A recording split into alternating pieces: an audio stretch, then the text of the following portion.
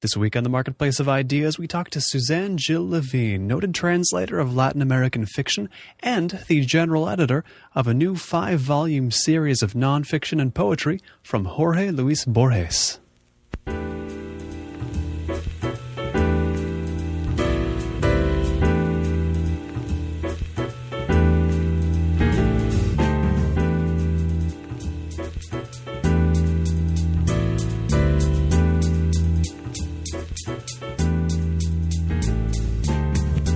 It's the Marketplace of Ideas. I'm Colin Marshall. Suzanne Jill Levine is a noted translator of creative, innovative, adventurous Latin American fiction. She's also a professor of Latin American literature and translation studies here at UCSB. She's the general editor of Penguin's newly released volumes from Jorge Luis Borges on writing, on Argentina, on mysticism, and the dual-language poetry collections, the Sonnets and Poetry of the Night. Her book, The Subversive Scribe, was also recently re-released by Dalkey Archive. Suzanne, welcome to the program. Thank you. I'm glad to be here. Now, there is so much to talk about with these. We're never going to talk about it all in this hour we have. Right. But I want to get an idea first, purely as a reader of Latin American fiction, leaving aside all of the issues of translation for one moment. Where does Borges reside in the Latin American fiction map in your mind, relating to all the other authors you've read? I mean, how does he relate to all of them? Well, he has often been called the father of the Latin American novel, and certainly the new Latin American novel as of mid 20th century. And I think that's very correct. I think that's a very good way of putting it. I mean, I hate obviously to use biological or patriarchal terms here, but he truly is. He was such an amazing inventor, such an amazing, his adventurer, as you just said, in the world of literature. That his ideas, his concepts, his way into literature really inspired all these writers. I mean, it was directly inspiration. Certainly, he directly inspired Garcia Marquez, but even before that. A generation even before that, Julio Cortázar, Bioy Casares, so many writers were impacted by Borges and his way of dealing with literature and writing. So, and I think fiction, of course, what's interesting about him is that he really was first a poet and always considered himself a poet. And I think his approach to writing, no matter whether it's fiction, poetry, essay, is in some ways poetry. And I think that's what makes the Latin American novel what it was, so special, so innovative, because it was how it was dealing with language, how it was, renewing language, and that's what made it exciting, and bringing in these obviously new genres like magical realism, for example, which of course, again, Borges is definitely a precursor. Borges inspired those older than him. He's inspired so many younger. He continues to inspire. People haven't stopped going back to him. Yes. Nobody stopped. Nobody, he's a bigger audience than ever, arguably. And is it the poetry that causes this? Is it his use of language specifically that people find in Borges that draws them to it? Well, I think he just really, he really is maybe conceptually a revolutionary. And I think he just invented a way of looking at literature that was always there, except he made us conscious of it. He made us aware of it. For example, people said, well, Borges invented the World Wide Web. In a way, you could say he has. It's a bold claim. It's a bold claim. I mean, he basically, concepted, really, Borges really invented the notion that the text, we are all inside the text. The text is everything.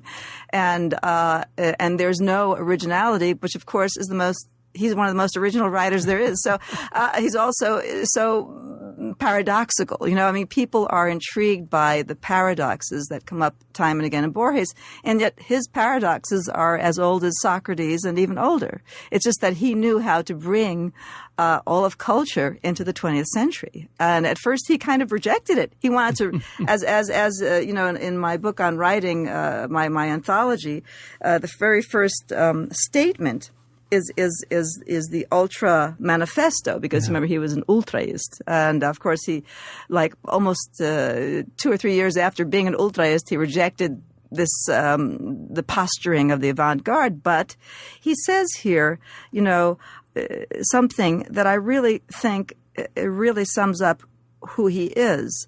He says, two aesthetics exist, the passive aesthetic of mirrors and the active aesthetic of prisms. Guided by the former, art turns into a copy of the environment's objectivity or the individual's psychic history. There, of course, he sums up all of realism, no? Guided by the latter, art is redeemed, makes the world into its instrument, and forges, beyond spatial and temporal prisons, a personal vision.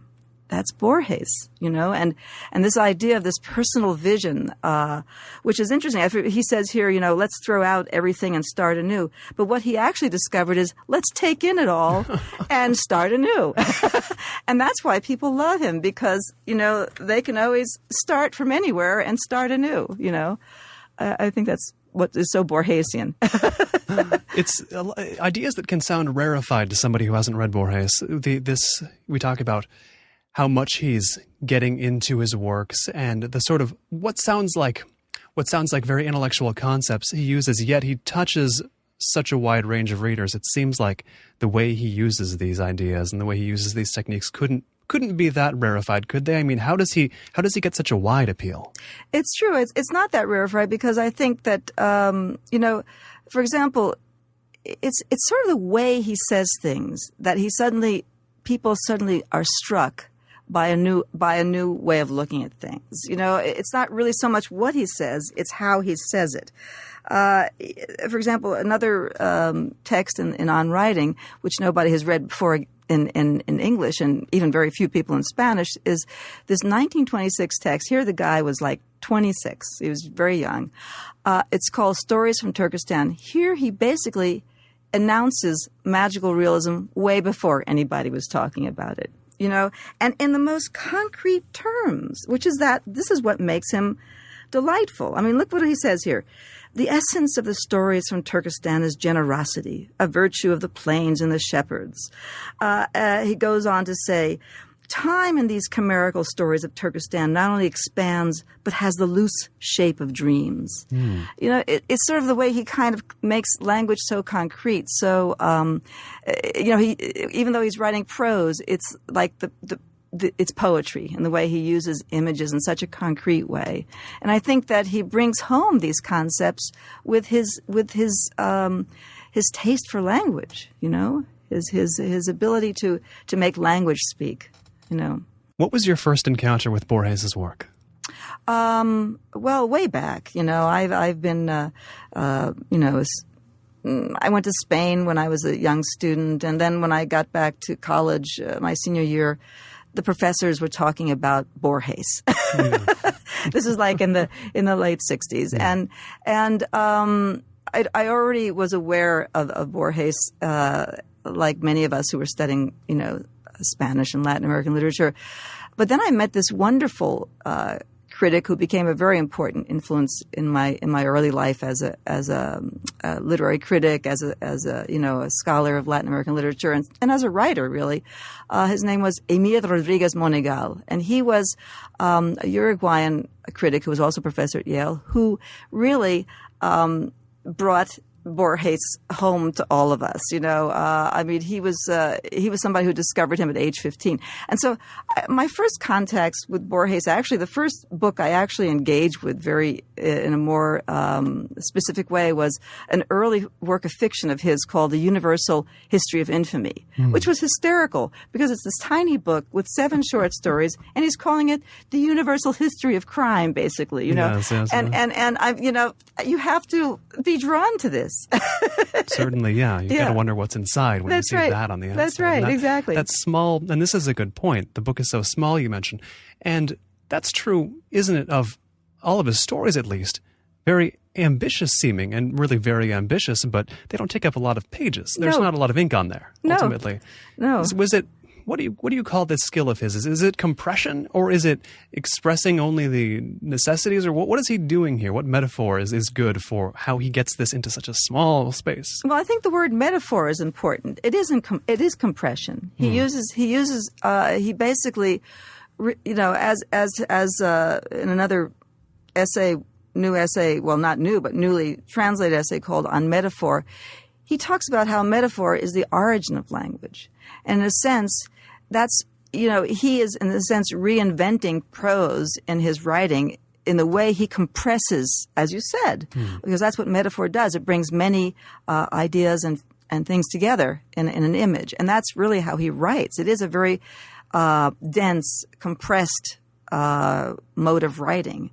And yet, what it does is that it just, in other words, all of infinity is in a very small point, which is very, very vivid to us. That's I think of the Aleph. The Aleph, The Aleph is really, I would say, an emblem of his writing. And this, for the listener who hasn't read it, is a story with a point that contains all viewpoints. If maybe you can put it better than that. But. No, very well. It contains all viewpoints. You can see everything in this tiny point. Right. Now, the nonfiction in these collections on mysticism, on writing, on Argentina, are these a different Borges than you see in the fictions? Is it all of a piece to your mind?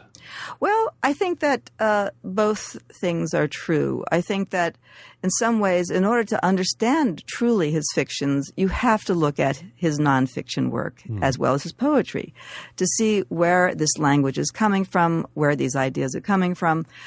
Basically, what we wanted to do was to bring forth to the reader not only the Borges they already know, but also expand their concept of who Borges is. For example, On Argentina is an aspect that is completely missing from the selected nonfictions, which is a wonderful volume. It's just that was a volume which wanted to capture a more, let's say, universal, international, and maybe more Anglo-oriented Borges. But On Argentina shows you how Argentine Borges was. And this really is a revelation. I mean, you understand where how committed he was politically, socially, culturally to his particular country. And culture. And that's a part that many people aren't aware of, and it gives them insights that they wouldn't otherwise have about his fictions. It is kind of I don't know if a fraught relationship is the right term he has with Argentina. It's one that develops. It's one you can flip through this book and you can see change. He's come more to terms with Argentina. What was the process of his point of view on his country? He didn't seem to like it very much early on, and then he sort of at the end he's still saying here are the things we can't do in Argentina, but he's matured.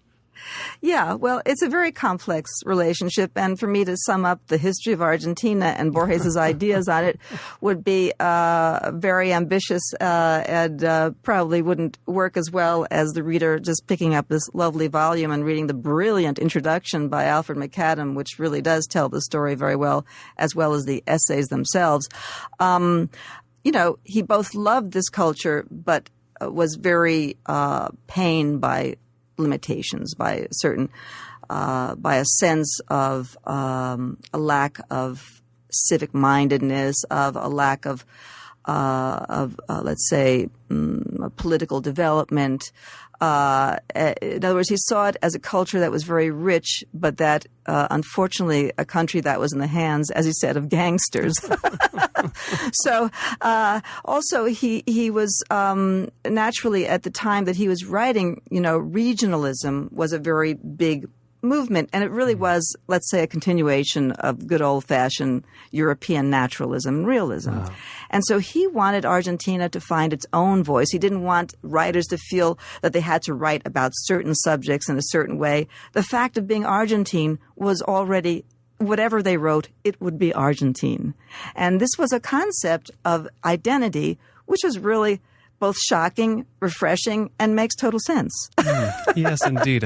I believe in that introduction, McAdams' introduction, there was a bit about contrasting that to the English and the French writers, wasn't there? Where the French decides, I'm this and I'm this and I'm this and I'm this, and these categories mean I must write this. And the English saying, well, I'll write what I write, and that's comes out as it comes out. This is somewhere in between that as a point of view, perhaps? I would say so. That's a good way of putting it. And certainly it's good that you mentioned those two cultures, but there's no doubt because Argentina was one of the, like most of the Southern Cone countries, was very much in rebellion against the Spanish, the origin of Spain. They really turned against it. They looked to other models for developing their culture and their political and economic life. They looked to France as a model of culture. Certainly England had a big impact because England, of course, if you remember, was an enormous empire, and Argentina was one of its colonies, economically speaking. So all these factors make Latin America a very complex place, and that's another thing. I mean, Borges wanted this complexity to be recognized, to be acknowledged, to be explored, to be reveled in. Yeah. How accurate would you say the sort of standard line I've heard about Borges and nationality is that he finds himself between as they say, the sword and the dagger, the Europe and Argentina, and he becomes a bit of a hybrid of that. Is that true, or is that not the best way of framing it to your mind? Well, it's a typical way of framing it, and it's true that the Argentines are considered very European as Latin Americans, although that's not true of all of Argentina. It's true of a certain, perhaps more urban culture. Certainly Buenos Aires is, if you ever been to Buenos Aires, you would feel like you're having a surrealist experience. Here you are at the very tip of the Southern Cone, and you say, this looks like a mixture of Paris, Rome, London. Where am I? And I think that really tells you the whole story. Right. Where am I? And then after the city comes this, infinite plain, which is the Pampas, and you can't distinguish that from the sea because it's infinite. It's this horizon, and so those contrasts are amazing, and that hybridity is there. The question, where am I? It's something people might ask when they're reading Borges' work. I mean, often locations are just named. Yeah. He says, this is, this person comes from this place. But at the same time, it is a bit of a dreamscape, or it feels, yes. I've never been to Argentina, but it feels like a surreal dreamscape. And it's as you describe. Yes. But it's not, I mean, how much of what describing location in his work and such, how much of it is, to your mind, really just strongly rooted in how the place actually is, and how much of it takes its essential qualities and makes something sort of mythical about the place? Well, I think, it is his work is very rooted in Argentina. And I think that, of course, I got to know Argentina even better because I didn't know Buenos Aires when I was doing my research for the biography I wrote of Manuel Puig, who's the other great and very different Argentine writer to who I've devoted a lot of time. I wrote a literary biography of Puig, who was the author of Kiss of the Spider Woman, very, very a big counterpoint to Borges, and yet they have interesting things in common, curious enough, although they seem like such opposites. And I would say that what Borges does really find, and that's why he did have such an impact, again, on all these other writers, is that he really ekes out the myth. In other words, he actually he sees the mythic aspect of Argentina, and he brings that out in his poetry, in his fictions, and that's what sets the path of fantastic literature and magical realism on its way. I mean, that recognition of this mythic aspect of this new world that is in some ways a compendium of the old world, but something beyond. Yeah. He sees the mythic in Argentina. Could we say that he sees the mythic in sort of whatever he's writing about, be it location or a concept or a type of person? Is he drawing the mythic out kind of no matter what? Well, I would say that, all fiction writers do that in one way or the other. I mean, if there's not some way in which they're there's a transcendence, there's an underlying story that they're telling that doesn't relate to all of us, then they're not going to reach out to us. Right. There's something that I read a lot, though. Well, a lot is an overstatement, but people say it about him that his work, it ends up, his stories have the quality of being like these primal myths that so connect to a human brain at a low level that sometimes it doesn't matter so much, even though the language in translation or in the original is beautiful, it doesn't really matter so much because it's so, the mere is not the right word, but the concepts behind everything just tap in at a basic level. Is that, you agree? I agree. I actually think that he's the writer who's come the closest to portraying let's say, the labyrinthine structure of the brain. Now, the way the brain works. I think that his writing is therefore, in a way, super realist because it really, in other words, we are fiction makers. That's what he tells us. That's what he's shown us. Everything that we think and do in some ways is a fiction. We are inscribed in fictions. And so, in a way, we are mythic, myth creators, whether or not we want to be. And if you just have to turn on the radio or the TV or look at the media, and you'll see myths being created all over the place, some not very uplifting. But Borges definitely does, in some ways, as you say, I'd say he captures the structure of consciousness. And I think in that way he related a lot to Joyce, who in some ways, he loved Joyce's invention in terms of language, the musicality of language, the tangibility of language, and how he played with language. But I think he went beyond Joyce in discovering a narrative form which really does reflect how the brain works. Because Joyce, of course, it was stream of consciousness, but no reader is going to be able to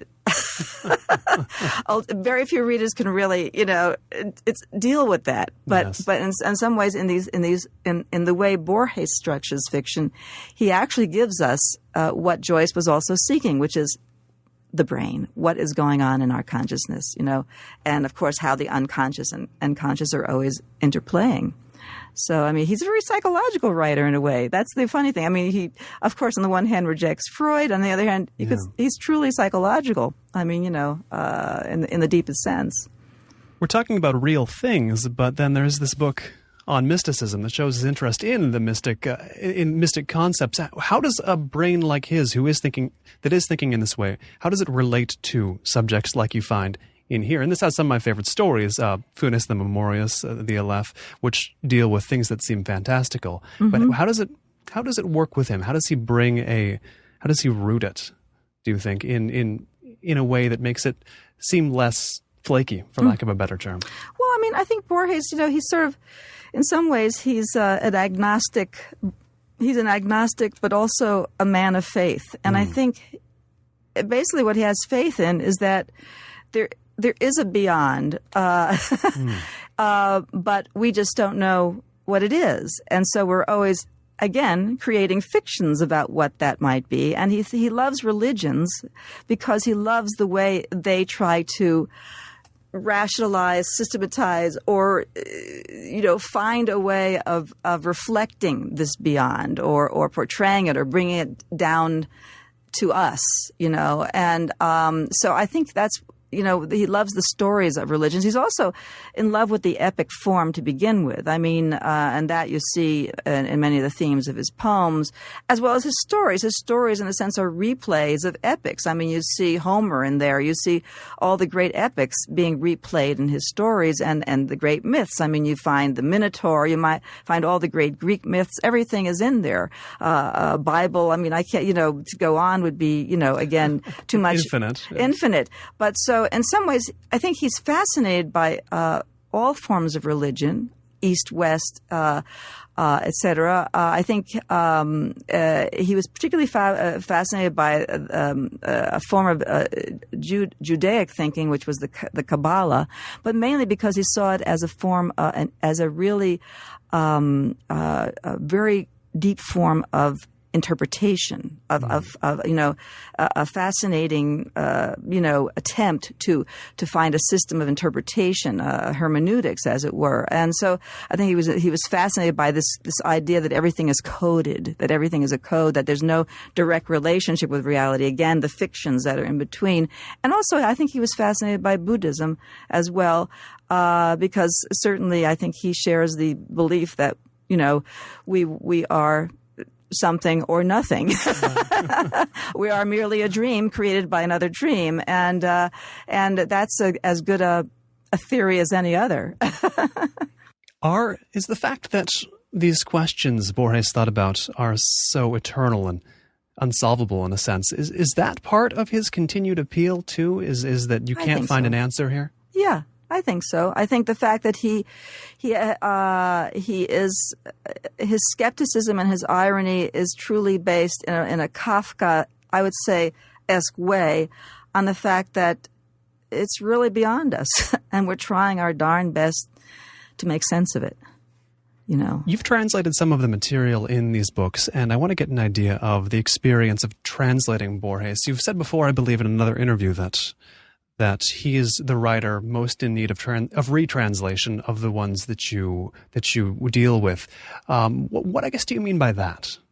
Well, he's a writer who is, first of all, one of the wonderful things we did was to bring out a complete collection of his sonnets, which was, another Borgesian paradox. Here you have arguably the most postmodern, or let's say the father of the postmodern. Here he is, totally, involved with a genre which is so traditional. And yet, it was fascinating to see the Borgesian sonnets all gathered in one book, and also to deal with the sonnet in a way that was not, prescribed, particularly, but really in a much more freer way as well, which is the way he also deals with it. So, but in terms of the translating of his prose, Borges is an amazing, especially his early prose of the 20s and 30s, of which very little actually has been translated except in these Penguin volumes. And that's where you see the power of his invention. Certainly, you could say that Borges is allied with the Baroque, which of course is a very difficult style to translate into English, because English was purged of its Baroqueness, as it were, a couple of centuries back by the Royal Academy. But let us not forget, there's Shakespeare, there's Donne, there was a whole Baroque era. And so in a sense, the complexity of reality is reflected in the complexity of his prose. Let's put it that way.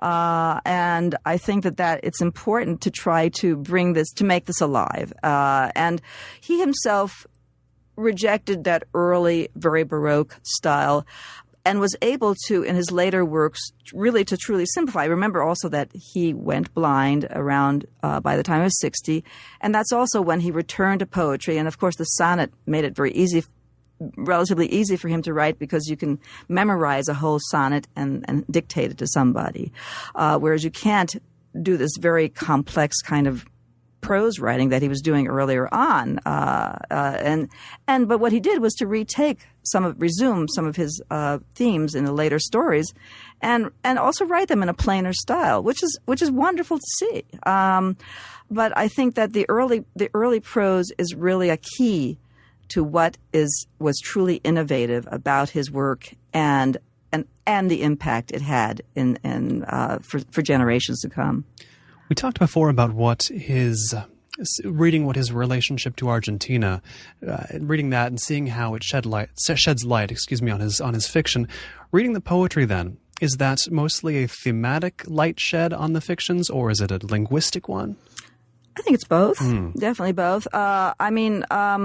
Linguistically, certainly he was trying to be very Argentine when he was younger. He was saying he wanted to find an Argentine language, and he was, taking the slang of Argentina, about Buenos Aires, the lunfardo, the way Italian and Spanish was mixed, and all this kind of, trying to use the language of the gauchos and the compadres and all that sort of stuff and bring that into literature, make it a literary language. But aside from all that, those kinds of writings, in his poetry, you definitely see, first of all, you see the history of Argentina in a certain way being retold in a sort of a poetic and often ironic epic tone, but also in homage to Argentina as well. So, I mean, there's so many aspects to him. There's also the autobiographical aspect. I mean, the question of his family, the question of his ancestors. Again, some of them were criollos going back to the 19th century. On the other hand, there was the grandmother who was from England. So, I mean, you have he's very Argentine in his themes, of course, in many of the poems and certainly in many of the stories. But you see also the language of Argentina, the spoken language of Argentina in his work, and that's again. And even in his translations, that's what's fascinating. For example, he translated the last page of Ulysses, Molly Bloom's monologue, and he translated it into Argentine, and that's what made it much livelier than any other translation that exists because it's in a spoken language. Which, of course, what was she doing? It was a monologue. It was spoken, right? He has a lot of ideas, a lot of thoughts about translation that you include in On Writing, and. Yes.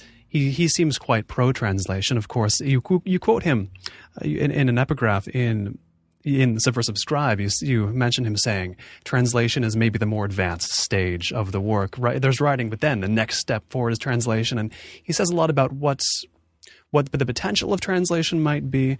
And I wonder, does this weigh on you at all? His own thoughts about translation when you're translating him to honor what he thought about it? I see you're shaking your head. Not at all. I mean, he thought of translation as creation. Yeah. And so does it give you freedom? It's totally. It's totally confirmative of what translation is. It's a creative act. I mean, it's a mode of creation. Obviously, it's not the same as direct writing, but it definitely is a creative act. And one could argue that.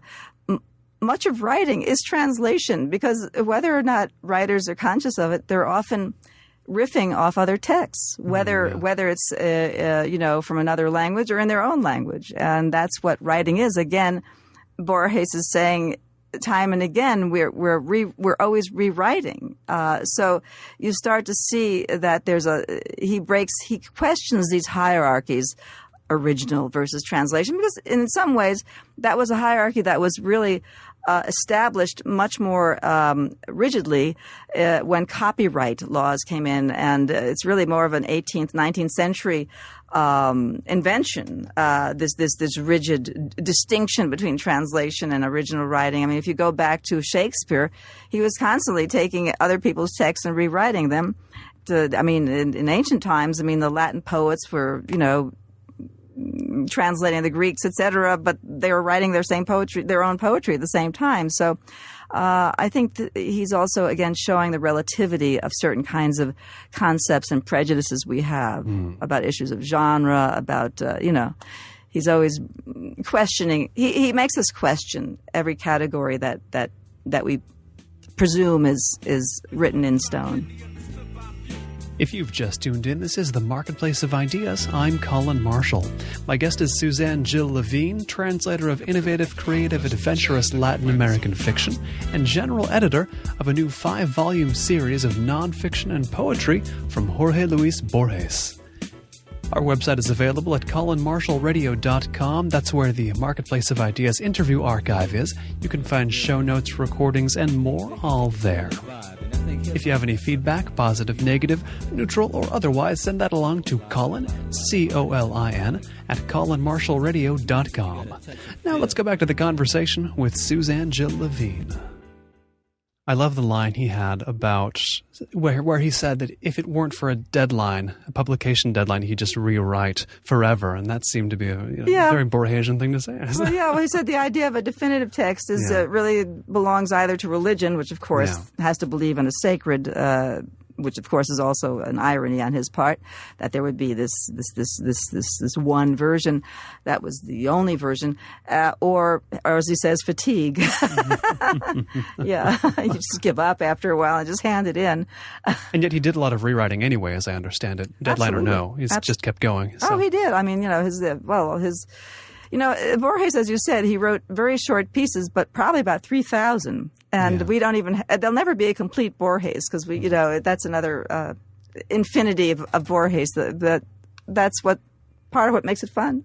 Is it true what I've heard, and maybe this is just rumor, but that he didn't want any one volume to contain everything? Is that an actual thing a wish he might have had? Because I've heard people say it, but you'd be the one to check it with. Well, what he said, he did say that his poetry, that he didn't have like a particular concept when he did his various books of poetry.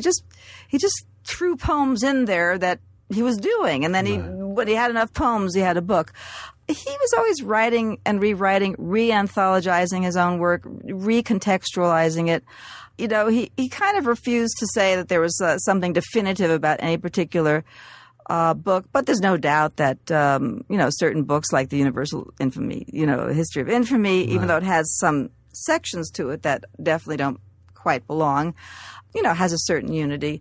He's sort of always against concepts of totality. I mean, I think he's everything's fragments in a way. I want to get an idea as well of, and you've translated a lot of great Latin American writers, and purely in the context of translating non-living writers you can't collaborate with directly, literally collaborate with, as opposed to the metaphorical collaboration that goes on with any text. But with the other non-living writers you've translated, how is Borges different from them to translate?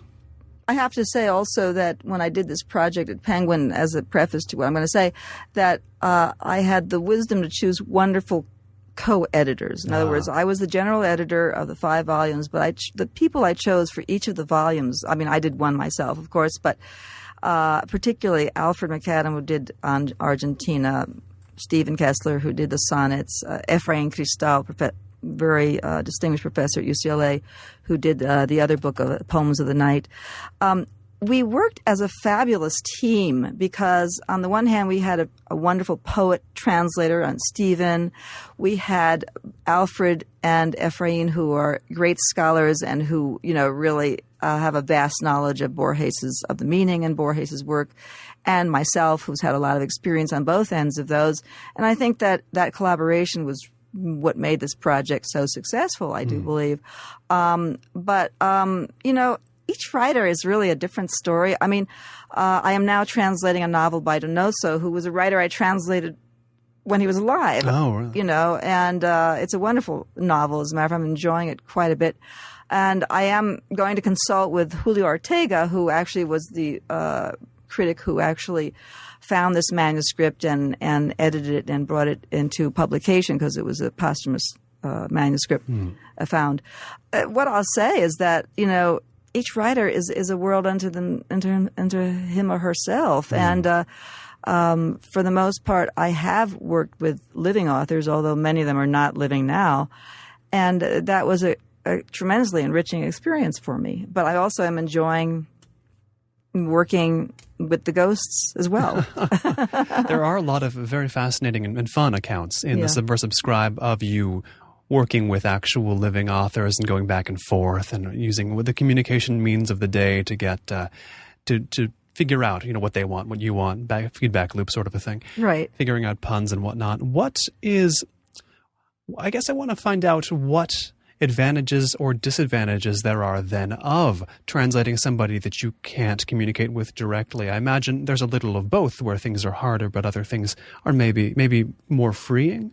Yeah, well, I can only speak from my own experience. When I was first started to translate, I was extremely young, and I was working with these really brilliant writers like Cabrera Infante and Manuel Puig, who knew English very well. First of all, they were movie addicts, so they were they knew Hollywood better than I did. Although I was also a bit of a movie junkie myself, which is why we had so much in common.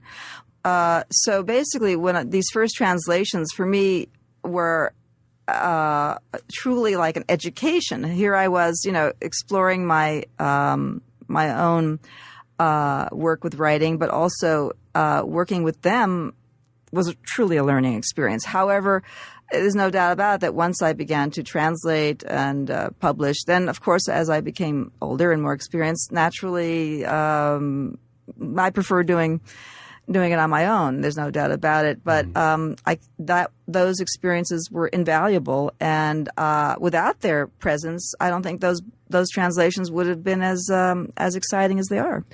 You've written about the amount of the number of Latin American writers who then really wanted you to translate their books too, like you translate me as well. And what was it that you wanted to offer these authors that made them so want you to do their translations? Well, I wasn't offering anything. It's just that Puig started to tell people how great I was, and then all of a sudden all these other Argentine folks were writing to me and wanting me to translate. And pretty soon I was getting books from everybody. But that happens to people who become well-published translators, that start getting books from everybody. And basically they saw that I was a good translator, and so they wanted me to translate them. But I really have translated relatively few people. I mean, I know I've done about 20 or 25 books. But, like Gregory Rabassa, I think has done, 100, 200 books. I don't think I'd have the energy to do that much translation. I really choose certain writers. I'm drawn to certain features in language and certain approaches. And, so I really decided early on that I just was going to translate, for the most part, what I really wanted to translate. And so often I wouldn't take a book that became a real big commercial success. I mean, I didn't, if I decided not to depend upon it for my living, partly that's why I'm a professor. And I think it was a good choice, because if not, you're sort of at the mercy of the market. And I think that's not good. I want to get an idea as well of these writers that you translate. It does feel like they have things in common in terms of their command of language and their command of certain concepts, and that's being very vague about it. But I want to get an idea of whether this is a strain of Latin American fiction you particularly enjoy and enjoy translating, or if this is the kind of fiction in general you like, and that because you can translate Spanish, that's what you're drawn to in that. I don't know if that question is totally clear, but it's more, is this a general type of fiction you like, or is this something to do with specifically Latin American fiction that has drawn you to this place? Well, it's a very interesting question, Colin. I mean, all of your questions actually have been very interesting. You're obviously a very careful reader. Thank you. And I would say each writer captures some aspect of language or narrative that I'm obviously drawn to. There's no doubt that Cabrera Infante and Sarduy, the two Cuban writers, have a lot to do with my playing with language, my love for the Baroque, for the difficult, for the conceptual, for the playfulness, for, almost all the writers, I think what they all share in common is irony. Oh, irony. And humor. And I believe that irony and humor are very serious. I believe that skepticism and irony and humor are important human qualities, because it's about us truly reflecting on things, seeing the paradoxes, seeing the tragedies and the comedies, and not thinking inside a box, but thinking as independently as we can. And I do feel that all of those writers reflect a certain strong individuality and intelligence, each one of them, in what they're doing. I therefore believe in them. And I would say that's something they have in common. I got introduced myself to Borges in high school in a senior year English class when a teacher I had was very much into Borges and had the whole class read some stories. And a lot of my classmates didn't realize that Borges is funny. And I guess how common a problem is that, where people don't actually pick up on Borges's humor? I mean, I happen to enjoy his writing, and so you find the humor if you enjoy his style. But do you find that happens, where people just kind of don't understand that there's humor in? Oh, yeah. Well, and also we are on the West Coast, and, they have a different sense of humor out here. That may be true. But I would say in general, it's hard for the younger generations. And it's a kind of humor that is based on,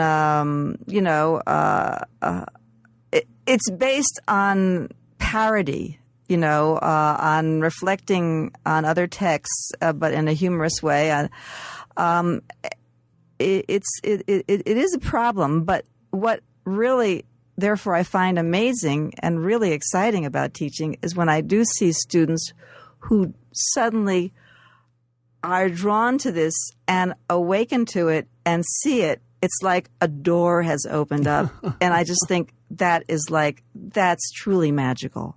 And that's what makes teaching exciting. Teaching these. So when I do see a young person who's so many decades younger than me, but suddenly they are communing with that text and catching the humor, and I say, this is really wonderful.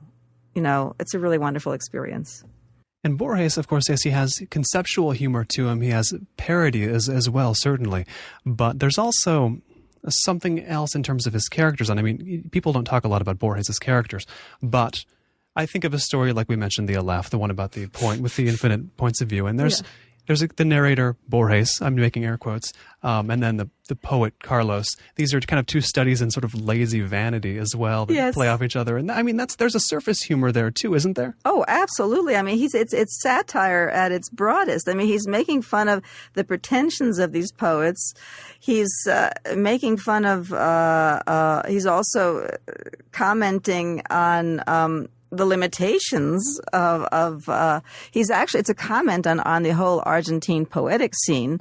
It's also a revenge he's taking because one of his early books didn't get a prize, but then of course he realized there was a good reason why it didn't get a prize. It wasn't that good. Yes. And so he's sort of also commenting on himself. It's a way of reflecting, well, you're pretty limited. You have to do a little better. So it's kind of an expression also of humility. And certainly in the Aleph, it's a learning experience that this character goes through. It's extremely painful, but it's part of life. And there's no doubt that he's also reflecting.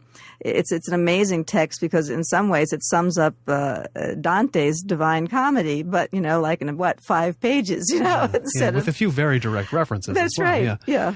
And in this story, for those who haven't read it as well, there's this poet who has the Aleph in his house, and he can see everything, and he tries to write a poem containing everything in the world.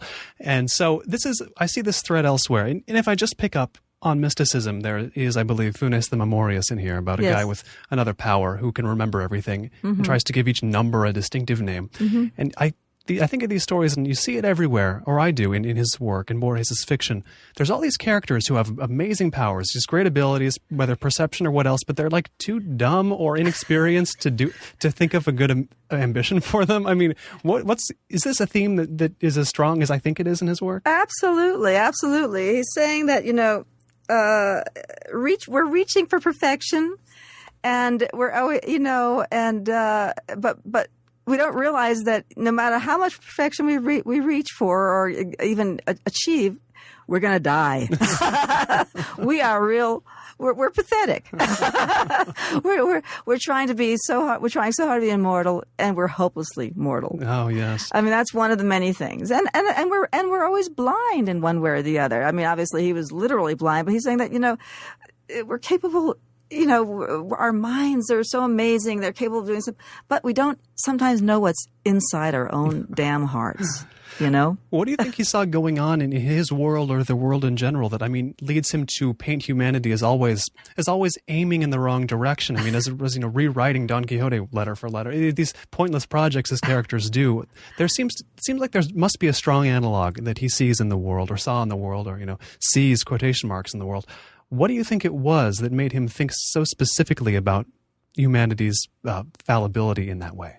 Well, I think he himself was, on the one hand, an enormously brilliant, erudite, and ambitious writer. But on the other hand, he saw that he was so human and frail and had so many limitations, both of a personal nature and a psychological nature and things that he didn't even want to really didn't want to deal with even. And, writers write to sort of exercise their demons, let's face it. I mean, and it's because we all share their demons the same demons, is that we're drawn to them. I mean, there's a certain comfort and consolation in recognition. And so I think that he's just, it's just the awareness of human frailty, that we're always trying, he makes fun of philosophical systems. Well, why? Because he actually loved all these systems, but he said, but they're so absurd. Even this idea of trying to find a universal language. I mean, which of course there were many attempts. And why did it fail? Why did, for example, that fail? The universal language. First of all, there's no way in which you can sum up all of reality in a set of things, that then can be universally reflected. And also, you can't impinge upon people's freedom. You can't make everybody use that language. You see, language is something that is free, always changing. So, I mean, we have all these plans, but, he does in this way also comment very seriously on totalitarianism, fascism, which, of course, all these things were going on politically in the world while he was growing up and a writer.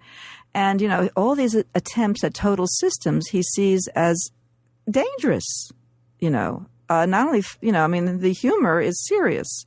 So I think that there's many levels on which you can read him, political, metaphysical, but it's all there.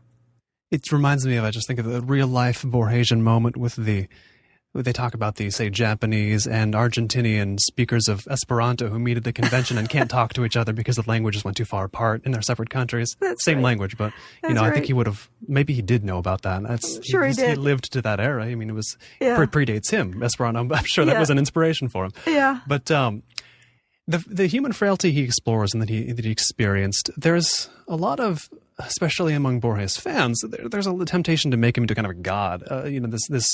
Borges, he's kind of the ultimate writer. Nobody can ever touch him because he just did these perfect fictions, these perfect gems.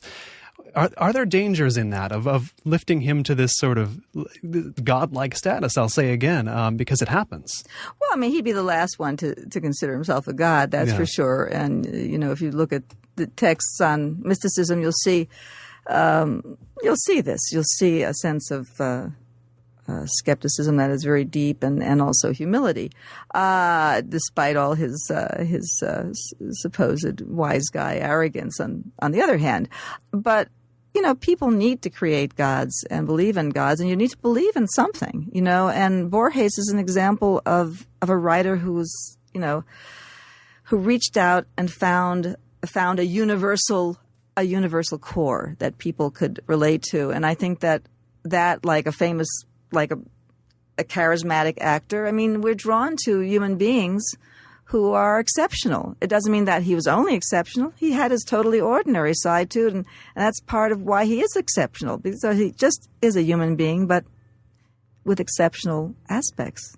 And there was a biography of him in 2004, I believe, was it, that talked a lot about his woman problems. Oh, yeah. And some fans, I believe, the writer David Foster Wallace among them, wrote a review kind of trashing it because he was like... He doesn't like the subject, yeah. why are you talking about all this? On the one hand, it makes sense because the man was a writer and, the writing is kind of what we all care about ultimately at the end of the day. But there's also a need that maybe can go too far of trying to humanize and, make seem a little bit more fumbling somebody who might be deified. Oh, of course. But people are always fascinated by writers' biographies, and there's an over tendency to interpret. But I do think that there were interesting aspects to that biography because it did show, for example, the backdrop of the Aleph, which was about not only, the rivalry between the two poets was also over a woman. Yes. And so, one poet obviously had more charisma for the woman than Borges did. Yeah. And so that was a great disappointment for him. But yeah, you can overinterpret. That's the danger. I mean, because you're never going to capture the whole thing. We can see a lot about what Borges may or may not have believed in these books. And this is a rabbit hole you can go down in the fictions trying to figure out what he believed. What, I guess, is there To the extent that there is a value in determining, or there's a possibility of determining what he believed, what perspective does that give you on his fiction, on the things he's best known for, trying to figure out what he actually thought in life? If you can, I mean, I'm not saying that's even possible. I'm not sure if it's possible. Well, I mean, obviously, I've, over the years, many years that I've been studying and writing, and I certainly have evolved a sense.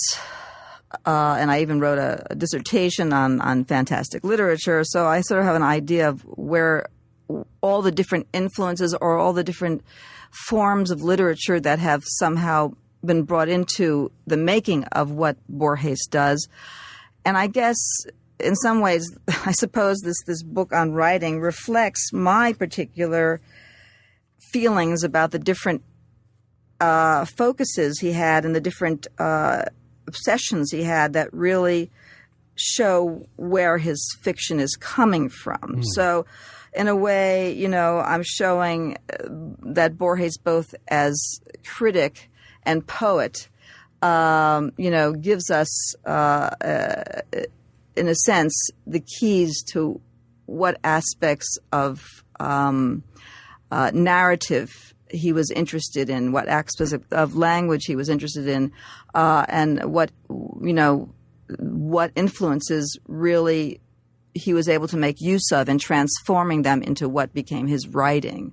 So I suppose that's what my book reflects, and the whole concept, of course, of reading as writing is central to that. In other words, he was.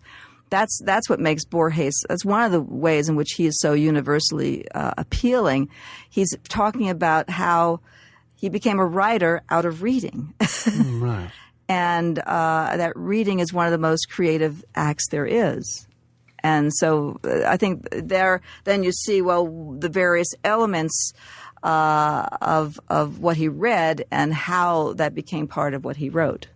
You do see that in these books, and you see, of course, the sections of Borges as critic. He reviews a few very well-known books, and what I found quite interesting, and this is a big subject for the last few minutes of this, but his relationship with Ulysses. He writes a piece in there where he admits, I haven't read it all, of course not, but obviously this is one of the greatest books ever written.